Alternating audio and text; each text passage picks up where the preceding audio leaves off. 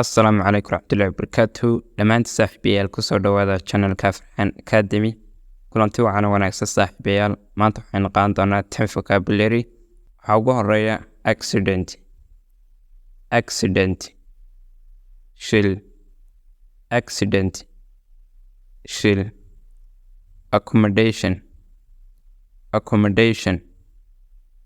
hoy,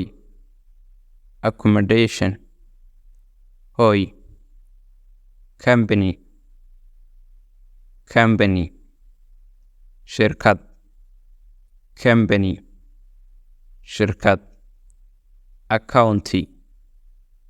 accounty, xisaab,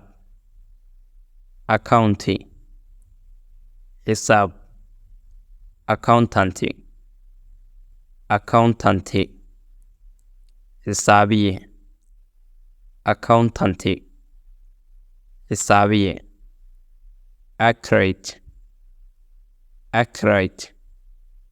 sax ah,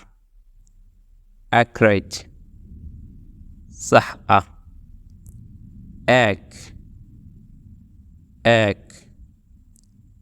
xanuun,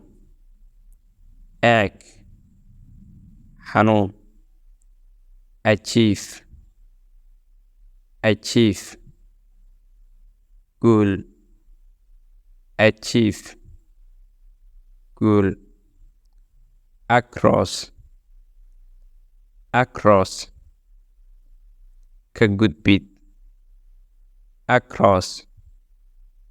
ka gudbid,